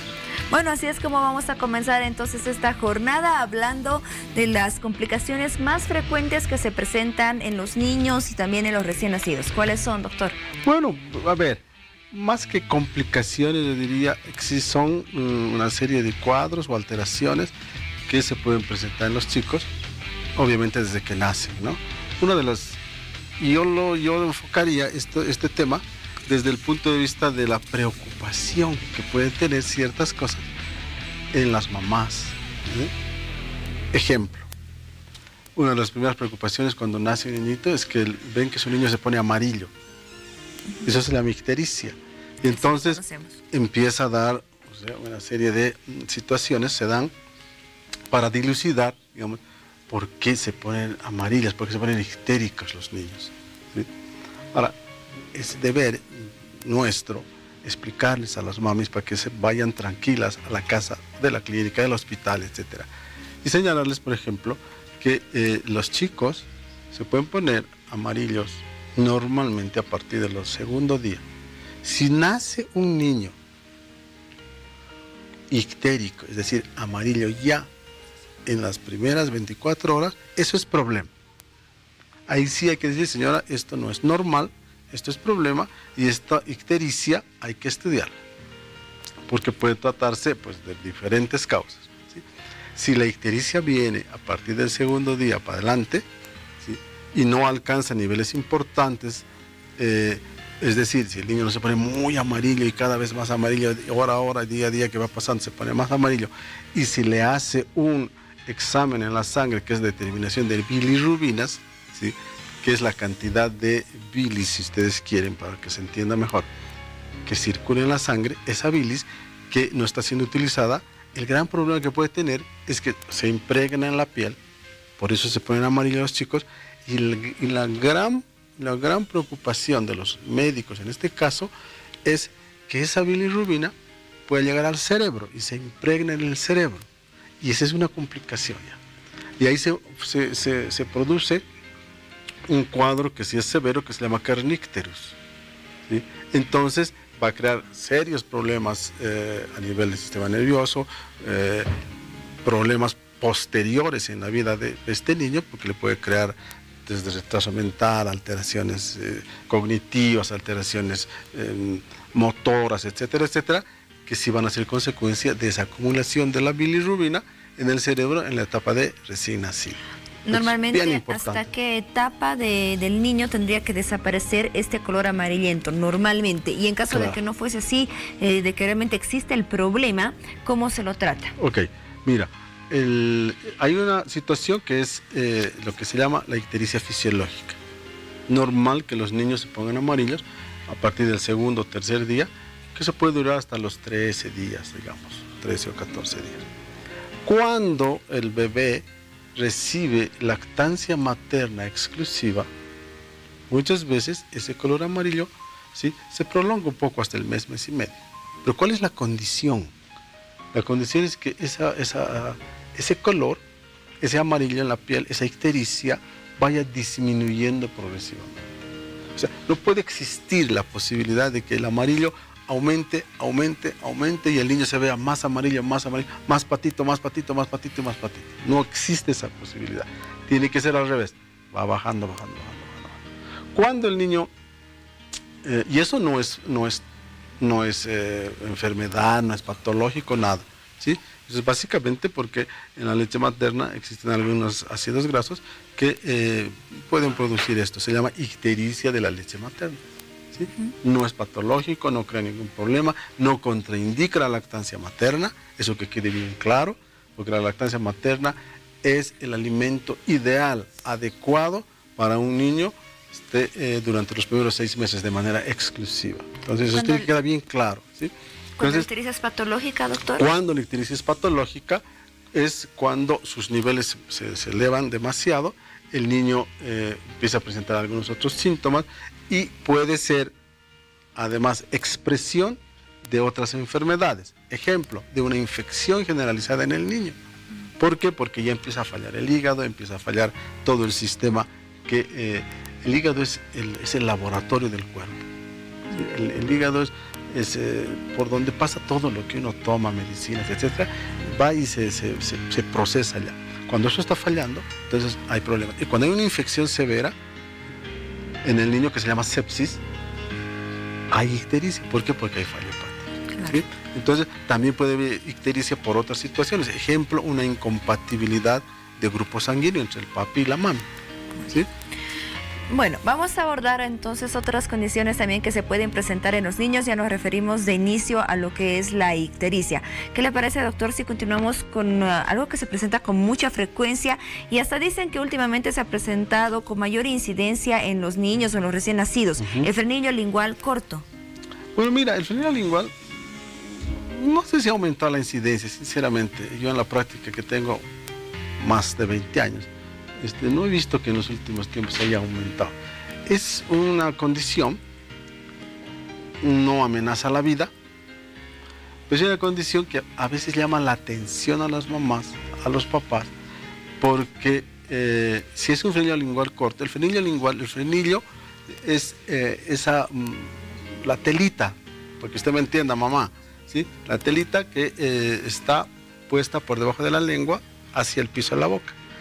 ¿Para qué sirve? Sirve para que la lengua tenga una movilidad adecuada y no pueda obstruir. Imagínense ustedes si esto fuera así libre, como está mi mano en este momento, puede obstruir en el niño pequeño, sobre todo, la vía respiratoria, imagínense. Entonces, cuando ese frenillo está muy cerca de la punta de la lengua, ese es el frenillo corto. Entonces, no permite una buena movilidad. Para empezar, entonces, puede crearle problemas al niño cuando está pequeñito, ¿sí?, en la lactancia. Y ahí tú tienes problemas para que el niño pueda lactar, succionar, porque succionar es todo un proceso que se lleva en la boca del niño. Sí, intervienen muchos músculos y la lengua, obviamente. ¿Sí? Cuando va creciendo este niño, lo lógico y lo ideal es que ese frenillo se vaya también flexibilizando más. Si no ocurre esto, el niño puede tener problemas para alimentarse, problemas para pronunciar algunas palabras, cuando ya es más grandecito. Hay que desmitificar el tema de que por el frenillo el niño no habla. Eso es un mito. Sí puede hablar, pero podría presentar alguna dificultad para pronunciar algunas letras y tal vez algunas palabras, ¿sí? La D, la R, la L, por ejemplo, no las pronuncia muy claramente, ¿sí? Entonces, para esto es bien importante que el médico pediatra, que el pediatra de cabecera, ¿sí?, pueda detectar y pueda definir la posibilidad de que sea evaluado por un cirujano pediatra. ¿Para qué? Para cortar ese frenillo y listo. El tratamiento sería entonces una intervención quirúrgica donde se corta el frenillo. Es una cosita simple, chiquita, que de repente ni necesita internación, ¿sí? Es cortar ese frenillo para que no esté tan pegado, que eso baje un poquito y ya está. Cuando no se hace ese corte en los niños, doctor, ya en una persona adulta con frenillo lingual corto, ¿se puede realizar? Sí, se puede realizar, sí se puede realizar. Sí, se puede realizar. Vale, muy bien. Entonces, esa es la explicación que tenemos respecto al frenillo lingual corto y tenemos algunas preguntas que nos llegan a través de las redes sociales. Vamos contigo, Piti. Gracias, Paula. Así es, ya la gente está participando en nuestras publicaciones de redes sociales y vamos a ir con una de las consultas. Nos escribe Blanca Dayana y nos dice: buenas noches, hora 23. Mi bebé lamentablemente le detectaron frenillo en la lengua y a sus 3 meses le detectaron displasia de cadera. Como padre nos sentimos muy mal, pero ya pudimos solucionar lo del frenillo debajo de la lengua. Y bueno, ahora ya está a punto de cumplir 1 mes con el arnés que indicó el traumatólogo infantil. Doctor, ¿qué va a poder hablar con normalidad mi niño después de haberle hecho esta cirugía o esta operación de frenillo en la lengua? Perfectamente. Ningún problema. Ya le han hecho ese. Es un pequeño cortecito, mamita, que le han hecho. Ningún problema. Va a hablar perfectamente bien. Por eso vamos a desmitificar hoy día el tema de decir las personas que tienen frenillo no pueden hablar. No. Un niño que no habla no es porque tiene frenillo. Ahí hay que buscar otras cosas. Y lo más lógico es, a ver, ustedes van a saber, aquel que no escucha no va a poder hablar.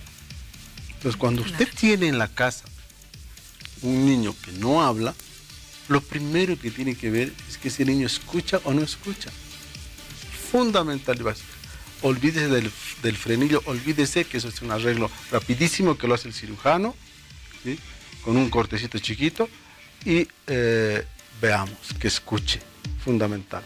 Y no sé si me puedo referir un poco a la displasia de cadera que señaló hace un ratito la señora que nos consultó. Sí, claro, podemos dar respuesta a esta pregunta que tiene esta televidente, doctor, que nos escribió, y ya en los próximos minutos vamos a desglosar aún más lo que es la displasia de cadera. Me parece muy bien lo que han hecho con su hijito, porque los 3 meses es la época adecuada, ideal, para diagnosticar la displasia de cadera, ¿sí? Ese es el tiempo adecuado. ¿Por qué? Porque el tratamiento va a llevar aproximadamente unos 3 meses. El arnés, unos 3 meses, es el tiempo en que la gran mayoría de los chicos corrigen esto, ya no van a tener problema, y es el tiempo en el que el niño se sienta, los 6 meses. Entonces, no alteramos su desarrollo. Cuando hacemos el diagnóstico más tardío, se va alterando todo el desarrollo, y ustedes van a ver en la casa como un niñito que estaba diagnosticado recién a los 5 o 6 meses por problema de la cadera, ha empezado a pararse mucho más tarde, ¿sí? Pero que tampoco le va a crear serios problemas. Pero sí es un problema cuando ya es al año, año y medio, o tienen que operarlo, ¿sí?, para corregir porque ya el arnés no funciona, etcétera, etcétera, ¿verdad? Muchas gracias, doctor. También nos escribe Pamela Guzmán y nos dice: buenas noches, hora 23, les hablo de Los Yungas. Quería comentarles que tengo un hijo de 2 años y aún no habla muy bien. Doctor, ¿me puede ayudar? Pero con el mayor de los gustos. Otra vez, les repito, si no pronuncia algunas palabras bien, sí hay que ver que sea frenil. Hay un problema, ¿sí?, de diferenciación. Vamos a diferenciar 2 cosas grandes, distinguidos papás, en los chicos, ¿sí?: el crecimiento y el desarrollo. El desarrollo se refiere a todas aquellas funciones que va adquiriendo el niño. Ejemplo, el sentarse, el pararse, el empezar a hablar. Entonces, cuando un niño a los 2 años todavía no está hablando no puede hablar correctamente todavía a los 2 años, le va a faltar, ¿no? Pero ustedes ven que no está igual que los demás chicos al mismo nivel, etcétera. Eso se llama un retraso psicomotor. El retraso psicomotor en el área del lenguaje, porque van a haber otros chicos que de repente, imagínense, tienen problemas motores, de poder alzar un objeto grueso, grande, ¿sí? Entonces, retraso en el área motora. Este es un retraso en el área del lenguaje. Aquí es donde, de manera importante, ha de tener y ha de jugar un papel fundamental el especialista en fonoaudiología. Los fonoaudiólogos aquí juegan un papel importante porque empiezan a estimular y hacer ejercicios para que el niño empiece a tener una buena pronunciación, empiece a hablar mejor, etcétera, etcétera. ¿Sí? Una última pregunta ya para finalizar, lo que es el frenillo lingual corto. Aparte de que puedan tener dificultad en pronunciar algunas palabras los niños, ¿qué otros síntomas o signos podrían presentar y que ayuden a los padres a detectar de que su hijo probablemente tiene un frenillo lingual corto y acudir a un especialista? De inicio, como les comentaba, en el niño pequeño que tenga problemas con la lactancia. ¿Sí? No va a poder lactar bien. Al darle el pecho, la mami va a ver que el niño no va a poder agarrar muy bien pezón, areola, ¿sí? Y le va a costar mucho. Eso va a llevar a que ese niño de repente no tenga un buen crecimiento, no aumente de peso como usted quisiera, porque no está lactando bien. Eso ha de llevar a problemas en el pecho de la mamá, hacerle grietas, mucho dolor, heridas, etcétera, etcétera. Vean cómo se va complicando el asunto por un simple frenillo. ¿Por qué? Porque la lengua no tiene la movilidad adecuada. Cuando un niño tiene una movilidad adecuada en la lengua, la lactancia es fundamental. ¿Sí? Hay una diferencia bien grande entre lactar el pecho, la mami, y tomar un biberón. El proceso es totalmente diferente, entonces ahí vienen los problemas con la mami. ¿Sí? Posteriormente, el problema va a producirse siempre con etapas de alimentación. El iniciar una alimentación complementaria a los 6 meses le va a ser más difícil al niño, sobre todo si ese frenillo es muy corto, porque esa lengua no va a poder salir.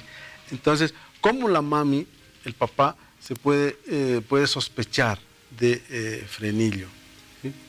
Cuando el niño no saca la lengua, o cuando estamos jugando y le decimos que saque la lengua y la ponga hacia su nariz, por decir, no va a sacar más allá de la comisura de los labios. ¿Sí? O cuando ven que no hay una movilidad lateral de la lengua, pues que casi la lengua está inmóvil. Bien importante que cuando las mamis son tan acuciosas, es una de las cosas bien hermosas que tiene la vida. Las mamás conocen al detalle a sus hijos, al detalle. Entonces las mamis son sumamente acuciosas y lo que hacen es mirar, y el mínimo detalle, su lengua no está bien, no la saca, no la mueve, ¿sí? ni hacia arriba ni hacia abajo, peor que vaya más allá de los labios. ¿Sí? Y el niño más grande, usted lo que le hace es decirle, a ver, pon tu lengua, ¿sí?, sobre tus dientes de arriba. No va a poder hacerlo, porque como el frenillo está abajo y está reteniendo, entonces son cositas pequeñas que usted puede hacer para sospechar si su chico tiene o no frenillo. Muy bien, con esa orientación ponemos punto final entonces a lo que es el frenillo lingual corto y ahora sí, doctor, desglosamos lo que es la displasia de ambas caderas. Un tema, desde mi perspectiva, importante, llama la atención siempre a los padres, toda la vida llama la atención. Y la displasia de cadera muchas veces pasa desapercibida. O porque no hemos tenido orientación como papás, ¿sí?, o porque no le hemos dado la importancia necesaria cuando el médico pediatra le ha dicho, señora, aquí hay un problema, ¿sí? Los pliegues interglúteos, o sea, tienen que estar uno frente al otro, o porque al hacer un examen, como está mirando usted en este momento en las imágenes, ¿sí?, las piernitas del niño tienen que abrirse, ¿sí?, y hay una resistencia a que se abran, ¿sí? Apenas se abren las dos piernitas, dato importante, y obviamente hay algunos otros signos de diagnóstico que se los realiza normalmente en una consulta, no están allá. Ese nos constituye a nosotros un diagnóstico de decir, aquí hay una sospecha de displasia de cadera, ¿sí? Y el examen más simple, más fácil, más accesible para poder hacer es una radiografía. ¿Cuándo hacer esa radiografía? la edad ideal a los 3 meses. A los 3 meses, con una simple placa radiográfica, usted puede tener el diagnóstico de displasia del desarrollo de la cadera. ¿Sí? Ahora se llama displasia del desarrollo de la cadera. Antes se llamaban displasia de cadera, luxación de la cadera. ¿Sí? Ahora es displasia del desarrollo de la cadera. ¿Por qué?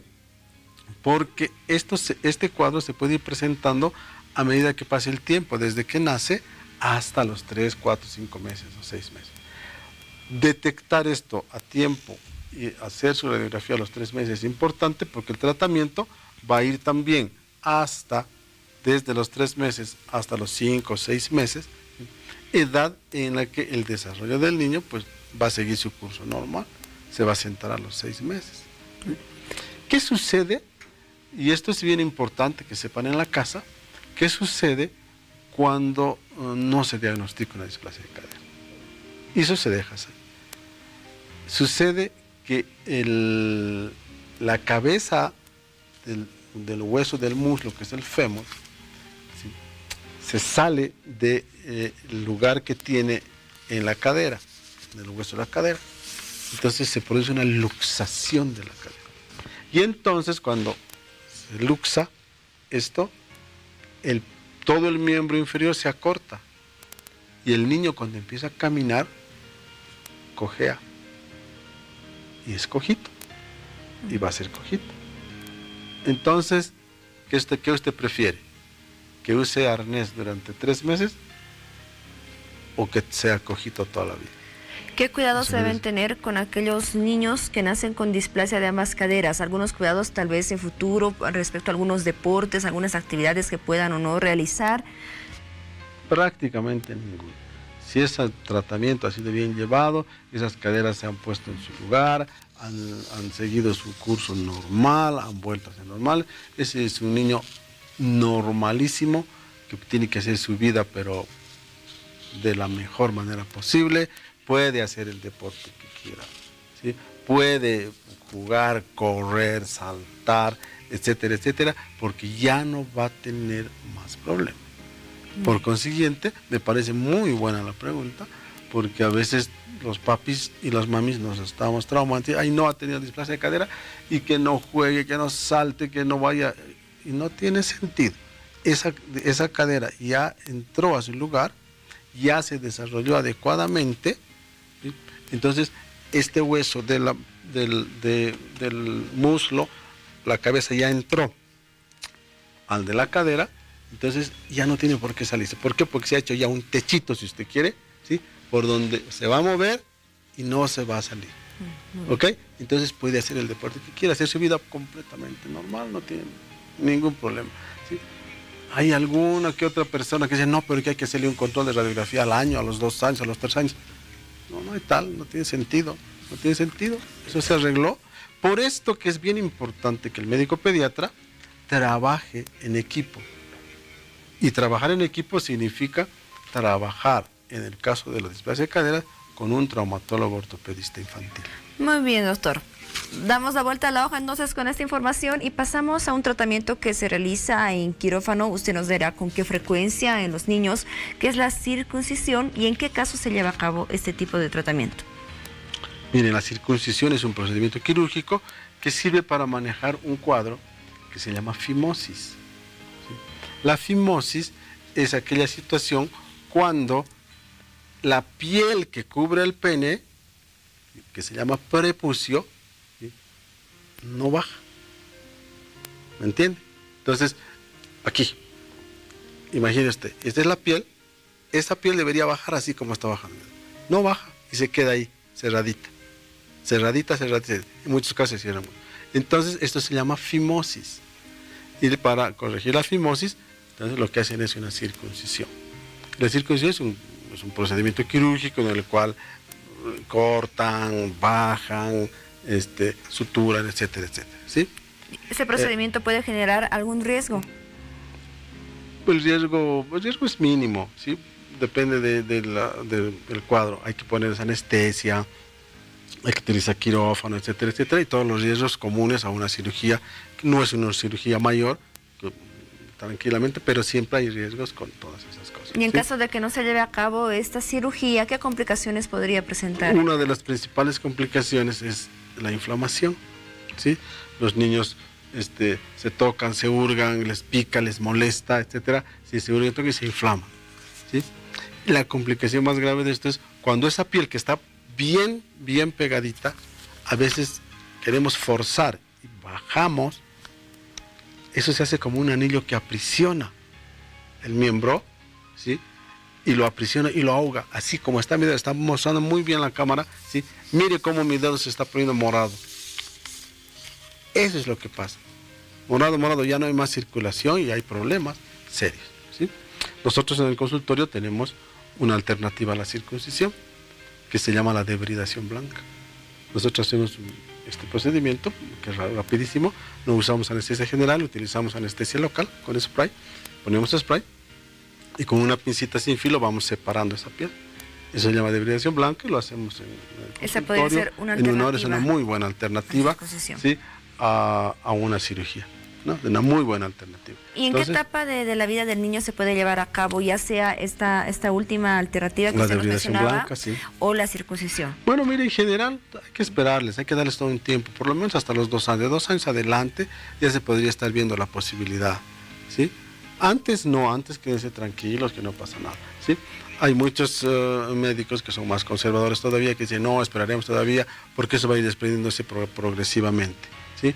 A medida que vayan habiendo erecciones fisiológicas, ¿sí? Eso se va a ir desprendiendo progresivamente y hay que esperarlos, ¿sí?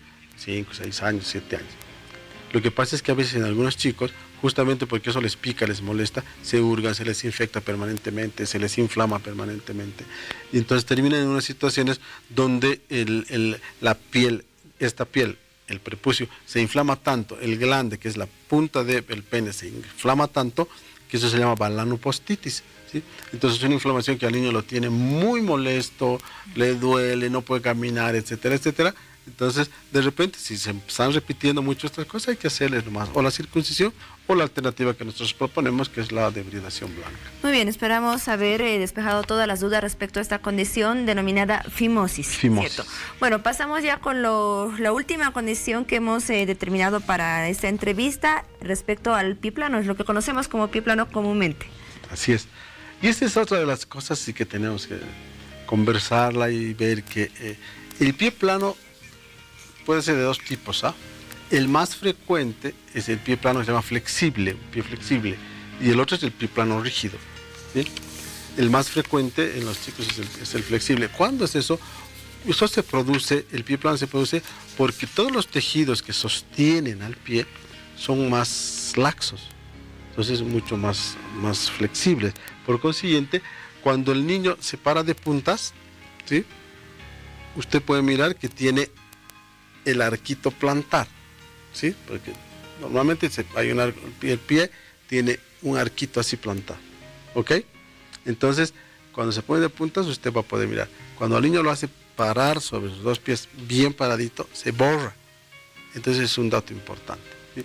Tomar en cuenta que el arco plantar está borrado, si ustedes quieren, por lo menos hasta los 2 años y medio, porque el niño tiene una almohadilla de grasa, ¿sí? En la planta de los pies, que hace, ¿sí? Que parezca que los chiquitos, hasta los 2 años, 3 años, tengan pie plano. Entonces la mamá se asusta, dice, uy, tiene 1 año y medio y dice que tiene pie plano. No hay tal. Esa almohadilla de grasa es la que todavía está ya ocupando ese espacio. Esa almohadilla de grasa poco a poco se va a ir reduciendo y entonces empieza a aparecer el arco plantar, ¿sí? Ahora, el pie plano, en general, no le va a crear grandes problemas al niño ni a la persona, ¿sí? Grandes problemas no le va a crear.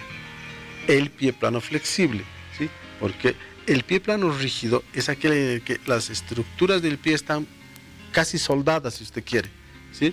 Entonces, cuando están casi soldadas, el pie lo hace parar usted de puntas, mantiene esa rigidez, Entonces, ahí es donde muchas veces puede haber dolor. Y uno del síntoma principal cuando hay pie plano, y sobre todo pie plano rígido, es el dolor. Entonces los chicos se quejan de dolor. Ahora, entiéndase bien, vean ustedes, ¿Cómo podemos ayudar a este niño? A ver, vamos a ello. ¿Cuál viene a ser el tratamiento del pie plano? Que camine descalzo en la casa. 1. Se ha comprobado y que hay una menor incidencia de pie plano en aquellas poblaciones en las que los niños caminan descalzos. Probablemente eso mejora la musculatura, ¿sí? Mejora un poco esa flexibilidad, etcétera, y hace que ese arco plantar se pueda desarrollar plenamente.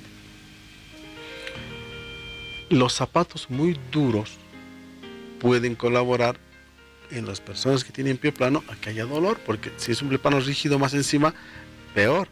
Un zapato duro no va a poder. Entonces en los chicos se recomienda que les pongan primero zapatos flexibles, ¿sí? Segundo, que puedan ponerle siempre zapatos ortopédicos, son aquellos que tienen como una bolita ahí para que ayude a demarcar ese su arco plantar, que básicamente le va a ayudar para que no haya molestia ni dolor, etc. Acuérdense, zapatos no duros. Yo prefiero que usted ahorre unos pesos y compre un zapato bueno, flexible, a que compre 2 o 3 duros que sean muy rígidos y que le causen mayores problemas al niño. Probablemente después, ¿sí?, las personas que son más grandes y los adultos con pie plano van a tener muchos problemas, ¿sí?, si es que no tiene dolor. ¿Okay? Hay unas versiones que dicen, sí, pero es que no se equilibran muy bien, ¿no?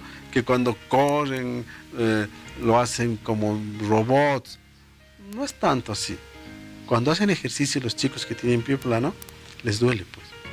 Les duele justamente por ese hecho. Pero no es que se van a desequilibrar muy fácilmente, pero sí les va a doler.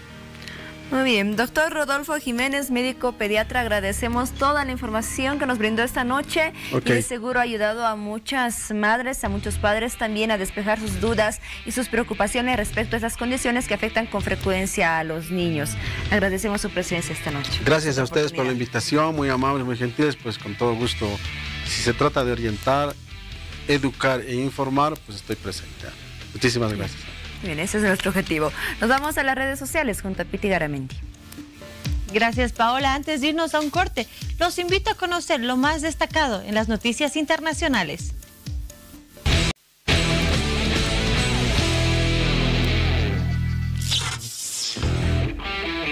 Llegó la hora de despedirnos, desearles a todos que tengan un excelente descanso. Chao, Paola. Chao, Juan Pablo. Bueno, adiós, Piti. Le deseamos a todas las familias bolivianas que tengan un buen feriado de Viernes Santo. Nos reencontramos directamente el día lunes con hora 23 y un buen fin de semana y estas fechas de Semana Santa que puedan compartir con toda su familia. Adiós, Juan Pablo. Hasta el lunes, Paola. Como bien lo mencionabas, este jueves y mañana no tendremos ediciones de hora 23 por una programación especial de Bolivisión a propósito de la Semana Santa.